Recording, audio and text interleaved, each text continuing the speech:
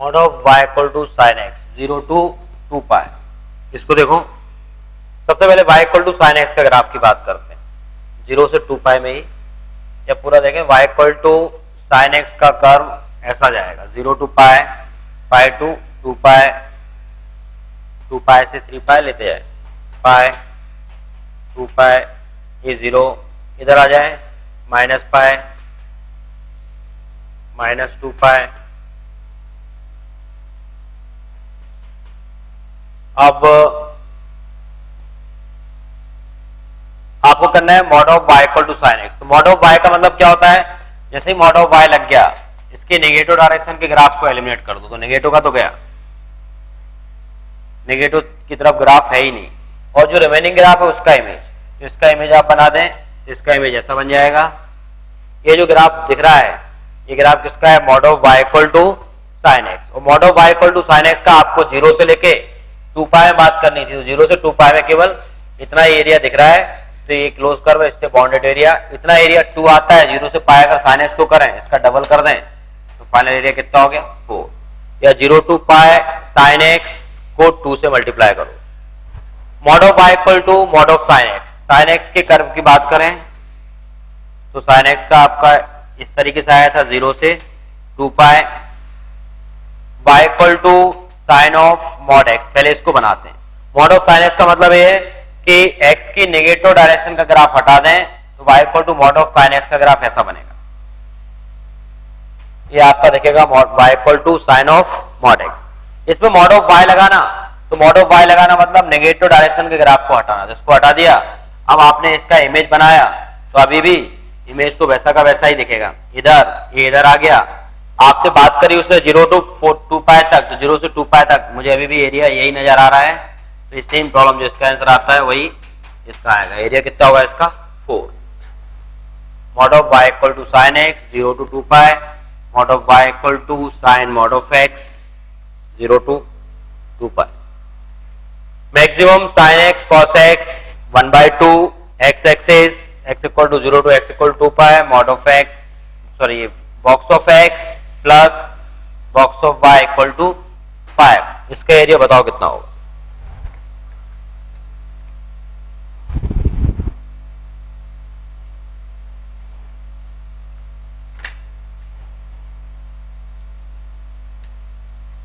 Next problem, find the area between parabolas y square minus 2y plus 4x plus 5 equal to 0. Find the area between x square plus 2x minus y plus 2 equal to 0. इन दोनों से bounded area क्या होगा। Find the area between them. y square minus 2y plus 4x plus 5 equal to 0, x square plus 2x minus y plus 2 equal to 0. इन दोनों से bounded area क्या होगा, इनको attempt लगाओ। y equal to maximum sine x cos x और 1/2। इसको देखते हैं, y equal to maximum sine x cos x 1/2। ऐसे कर्व में बाहर मैक्सिमम लिखा हो या मिनिमम लिखा हो, ऐसे प्रॉब्लम को सॉल्व करने के लिए सबसे पहले तो इनके ग्राफ प्लॉट करो आप एक ही प्लेटफॉर्म पे, साइन एक्स कॉस एक्स और 1/2, इसका ग्राफ प्लॉट कर लेते हैं। साइन एक्स 0 से लेके 2 पाई तक बात करें, तो साइन एक्स 0 से पाई गया, पाई से 2 पाई, ये आपका साइन एक्स का कर्व है। 0 to pi, pi to 2 pi.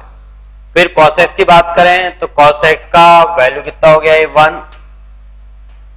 cos x यहां से यहां तक आएगा π/2, यहां आया -1 दिया इसने, -1 देने के बाद फिर यहां और यहां फिर इसने +1 कर दिया। ये आपका π/2 तक जो ग्राफ बना, ये आपका sin x का, और एक ग्राफ जो आया वो किसका है, cos of x। Sine x और cos x के ग्राफ 0 से 2 पाई में, x equal to 1/2, sorry y equal to 1/2, तो y इक्वल टू 1/2 का ग्राफ यहां से जाएगा, ये आपका y इक्वल टू 1/2।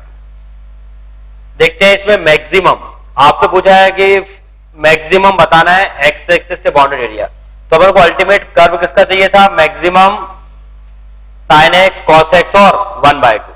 मतलब यहां से लेके यहां तक बात करो, आप जीरो से चालू करो चलना, जीरो से मैक्सिमम कौन दे रहा है, इतना दे रहा है, पहले मैक्सिमम ही आया, फिर मैक्सिमम कौन देने लगा, कॉस एक्स। देखो ना y की मैक्सिमम वैल्यू जो दे रहा है उसको आप डार्क करते जाओ, y की मैक्सिमम वैल्यू ये दे रहा है, यहां तक इसने दिया, फिर यहां तक, यहां के बाद जो वैल्यूज देगा, फिर यहां चालू हो गया, फिर मैक्सिमम कौन दे रहा है, फिर से कॉस एक्स दे रहा है। ये जो कर्व है जो मैंने डार्क कर रखा है, ये आपका maximum sine x cos x 1/2, ये वाला वैल्यू कितना हो जाएगा आपका 45 हो जाएगा, 45 डिग्री π/4 बताएगा। ये वाला वैल्यू 1/2, तो 1/2 ये जो वैल्यू आएगी वो आएगी 150, 150 का वैल्यू दे देगा 1/2। इधर ये वाला वैल्यू कितना हो जाएगा 300 का वैल्यू दे देगा। बस इनको आप, ये आपका एरिया है, एक्स एक्सिस से बाउंडेड एरिया आपको बताने हैं, इसको पूरा हटा दें और इनको अलग अलग इंटीग्रेट कर दें। 0 से 45 पहले कौन आया, साइन एक्स dx, ठीक है ना, π/4 तक कर दें, प्लस π/4 से लेके 150 तक, 45 भी लिख देता हूं, 150 डिग्री तक इसको इंटीग्रेट कर दो, cos x, फिर dx प्लस 150 से 300 तक 1/2 dx प्लस 300 से 360 तक cos x dx। इसको आप सॉल्व करोगे तो पूरे एरिया पर, इनको पाई के टर्म में कन्वर्ट कर लेना, 150 और सबको पाई के फॉर्म में लिख के जो भी एरिया आता है सबका समेशन कर दें, फाइनल रिजल्ट आ जाएगा।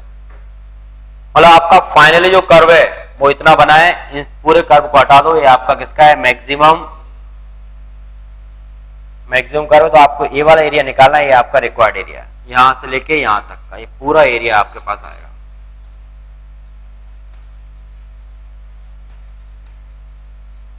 ये एरिया आपको निकला है। करें इसको box of x plus box of y equal to 5, find the area of this curve. इस कर्व का एरिया बताएं कितना होगा, box x plus box y equal to 5। Attempt लगाओ। पहला वाला कर्व है जो 0 to π/4 कॉस था ना, 0 से π/4 तक, देख लिया करो यार, ये तो कोई दिक्कत नहीं। इधर ये साइन, बाकी सब ठीक लिखा है, एरिया आपका निकल ही आएगा। इसको देखो, box of x plus box of y equal to 5, ये क्या होगा, इसका ग्राफ प्लॉट करते हैं, देखते हैं इसका एरिया कितना आना चाहिए। Box of x plus box of y equal to 5, greatest integer x greatest integer y, इन दोनों का सम कितना हो 5, तब इसका एरिया कितना है।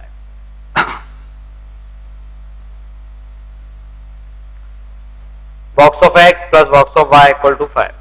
देखो इसको सबसे पहले ऐसे कितने पॉइंट हैं एक्स और वाई के जिनका समेशन कितना आता है 5 के इक्वल आ रहा है, वो देखना होगा। एक्स का वैल्यू 0 से लेके 1 तक, 2 तक, 3 तक, 4 तक और 5 तक। वाई का वैल्यू भी 1, 2, 3, 4 एंड 5। देखें, अगर x का वैल्यू 0 से लेके 1 के बीच चलता है, x का वैल्यू अगर 0 से 1 के बीच चलता है, x का वैल्यू अगर 0 से 1 के बीच चल रहा है, तो x का वैल्यू अगर 0 से 1 है तो उस केस में ये क्या देने वाला है, box of x plus box of y equal to 5। अगर मैं x की वैल्यूज 0 से 1 ले रहा हूं, x अगर 0 से 1 तक डिफाइन है तो ये क्या दे देगा, अल्टीमेट 0, क्योंकि 0 पॉइंट समथिंग का ग्रेटेस्ट इंटीजर कितना बन जाएगा आपके पास, 0 बन जाएगा। तो उस केस में ये वैल्यू कितना देगा, 0। अब अगर ये 0 दे रहा है तो इसको क्या देना होगा, 5। अगर ए बॉक्स 0 वैल्यू दे रहा है तो इसको क्या देना होगा, 5, तभी समेशन 5 के इक्वल आएगा। मतलब अगर x की वैल्यू आपकी 0 से 1 के बीच है तो y की वैल्यू आपकी 5 से 6 के बीच होनी चाहिए। अगर x 0 से 1 चल रहा है और y 5 से 6 चल रहा है, अगर y 5 से 6 होगा, जहां से देखें x is lie between 0 to 1, and y is lie between 5 to 6, y 5 से 6 के बीच में है, तो इस केस में इसका वैल्यू कितना आएगा, 5 आएगा, इसका वैल्यू कितना आएगा 0, और 0 + 5 दैट मीन से 5 बनेगा। तो यहां देखें ऐसे पॉइंट जिसमें x 0 से 1 के बीच होता है और y 5 से 6 के बीच होता है, वो सारे पॉइंट इस बॉक्स के अंदर आएंगे, सारे पॉइंट आएंगे। ये इस बॉक्स के अंदर आप किसी भी पॉइंट की बात करोगे, जितने भी पॉइंट इस बॉक्स के अंदर भर रहे हैं उन सब के लिए x और y का समेशन बॉक्स के अंदर कितना आएगा, 5 आएगा। कोई पॉइंट काउंट करके देखें आप, 0 पॉइंट समथिंग और 5 पॉइंट समथिंग इसी के अंदर दिखेगा आप। तो एक तो इसके ये आपका हो गया। सेकंड केस क्या होगा, इसका वैल्यू 1 बन जाए और इसका वैल्यू क्या हो जाए, अब 5 हुआ था तो ये 1 देता है, तो इसको क्या देना होगा 4। ये 1 कब देगा, जब x किसके बीच में चलेगा, 1 और 2 के बीच। x 1 और 2 के बीच चलेगा तो इसको देना होगा 4। तो यहां से यहां तक की बात करेंगे, 2 तक ये पूरा 1 और ये 2, तो इससे बॉन्डेड जो चीज आएगी, ये पूरा बॉक्स जो भी जितने भी पॉइंट इसके अंदर हैं वो सारे के सारे क्या देंगे, 4 पॉइंट समथिंग इनका एब्सेसा होगा, सॉरी 1 पॉइंट समथिंग इनका एब्सेसा होगा और 4 पॉइंट समथिंग इनका कोऑर्डिनेट होगा, और इनका समेशन किसके इक्वल आएगा, 5 के इक्वल। अब अगर ये वाला 2 दे देता है तो इसको 3 देना होगा, इसने 2 दिया और इसने 3 दिया, तो यहाँ पे इसको 2 से लेके 3 तक बाउंड कर देते हैं, ये वाला बॉक्स जितना एरिया बताएगा। फिर ये वाला 3, तो इसको क्या देना होगा 2, तब 5 आएगा। ये 3 और 2, फिर थोड़ा नीचे आ जाए, यहां तक आएगा, ये वाला एरिया आएगा, एक ये आ गया। इसके बाद ये वाला अगर 4 देता है तो इसको क्या देना होगा 1, तो 1 के यहां तक आ जाए, और ये अगर 5 देता है तो उसको क्या देना होगा 0, तो यहां से यहां तक। इन बॉक्स के अंदर कभी भी किसी भी पॉइंट्स को अगर आप लेके देखते हो तो इस केस में इसका एरिया कितना आएगा, मतलब जो भी होगा वो समेशन किसके इक्वल आ रहा, 4 के इक्वल। इन सबके इंडिविजुअल एरियाज क्या है, 1, ये 1, ये भी 1, तो ये कितना हो जाएगा 6। अब इस प्रॉब्लम में एक कंडीशन डाल देते हैं अपन कि केवल किस में बात करनी है अपन को, फर्स्ट कोऑर्डिनेट में। फर्स्ट कोऑर्डिनेट में इसका एरिया कितना आएगा 6। अगर फर्स्ट में बात नहीं करेंगे तो यही सेम थीम सेकंड कोऑर्डिनेट में भी बनेगी, जब सम कितना आ रहा होगा इसका 5 के इक्वल, थर्ड में भी बनेगी और फोर्थ कोऑर्डिनेट में बनेगी। तो इस टाइम पे 6 × 4 हो जाएगा। तो वो फाइनल एरिया अगर पूरा पूछा है तो आप चारों कोऑर्डिनेट बना लो, और केवल फर्स्ट कोऑर्डिनेट की बात करी है तो फर्स्ट कोऑर्डिनेट में ये आपको ग्राफ दिख रहा है, इसका एरिया आपको मालूम चलता जाएगा क्या है। तो इस टाइप से इस प्रॉब्लम को आप अटेम्प्ट लगा सकते। Box of x plus box of y equal to 5 या इक्वल टू कोई भी कांस्टेंट है, उनके एरिया इसी टाइप से निकाले जाते हैं। 11th प्रॉब्लम को अटेम्प्ट लगाओ।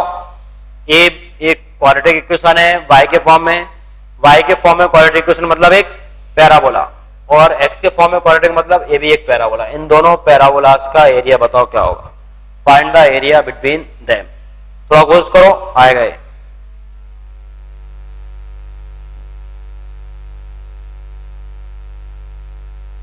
y इक्वल टू √3x,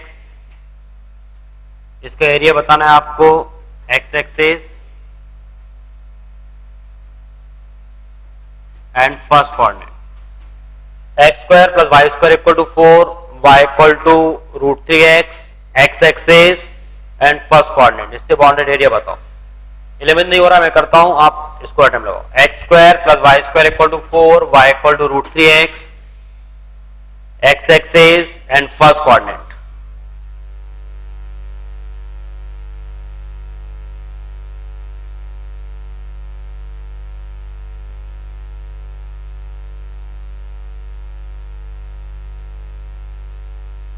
देखें इस टाइप का प्रॉब्लम, जैसे y² - 2y + 4x + 5 equal to 0, x² + 2x - y + 2 equal to 0।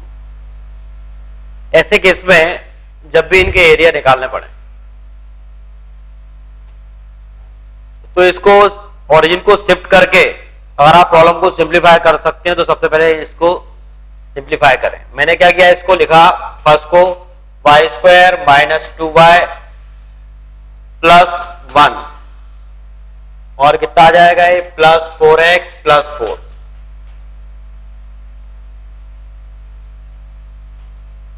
Equal to 0। ये क्या हो जाएगा आपका y-1 का whole square equal to -4x+1। ये इतना है इक्वेशन नंबर 1। सेकेंड को मैं देखता हूं, इसको देखें तो ये बन जाएगा x² + 2x + 1 - y+1 equal to 0। ये देखा तो ये हो जाएगा आपका x + 1 का होल स्क्वायर और आ गया यहां पे y-1। ये इक्वेशन नंबर सेकेंड। बेटा यहां ध्यान से देखना, अब जो ये पैराबोला है, अगर मैं y-1 को कैपिटल Y बोलूं और x + 1 को कैपिटल X नाम दे देता हूं तो ये क्या हो जाएगा y² इक्वल टू -4x और ये वाला इक्वेशन हो जाएगा x² इक्वल टू y। इन दोनों के बीच का एरिया, जो ये दोनों कर्व एरिया देंगे वही सेम एरिया इन दोनों कर्व के बीच का होगा। ध्यान से देखो, आप समझो बात को कि जो भी पैराबोला है, मान लो आपने यहां पे पैराबोला इस टाइप के बने, यहां पे इनका एरिया इतना आ रहा है, ये वाला एरिया है। अब इनको उठाकर मैं ओरिजिन को शिफ्ट करके अगर इस पॉइंट को मैं 0 0 पर रख देता हूं तो भी एरिया तो वही आएगा।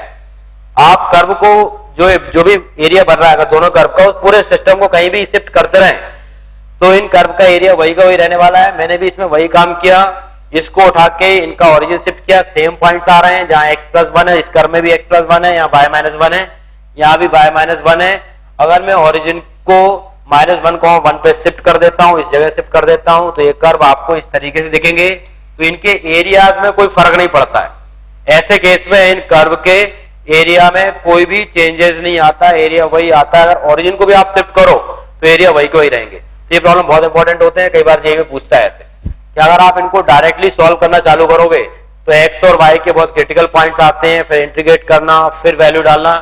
बेटर है आप ओरिजिन शिफ्ट करके इन इक्वेशन को अपने आप रिड्यूस हो जाते हैं, बहुत छोटे फॉर्म में। जैसे ये प्रॉब्लम कन्वर्ट हुआ, y² इक्वल टू -4x और x² इक्वल टू y। अब इसका एरिया आप निकाल दें, जो एरिया इसका है वो एरिया उन दोनों कर्व के बीच का है। इनको बनाना आपको आता ही है। x² इक्वल टू y इस टाइप से बनेगा और y² इक्वल टू -4x इस टाइप से बनेगा। आपको ये वाला एरिया आपका रिक्वायर्ड एरिया है, ये एरिया आपको निकालना है। ये इसका इंटरसेक्शन पॉइंट है, इसको निकाल दें और सॉल्व करें। सॉल्व करने पे इसका आंसर जो भी आए, आई थिंक मेरे पास जो है 4/3। जब सॉल्व करोगे तो इसका आंसर 4/3 के इक्वल आएगा। इस तरीके से इस प्रॉब्लम को अपन सॉल्व कर लेते। ये वाला करना आप x² + y² equal to 4 and y equal to √3x, x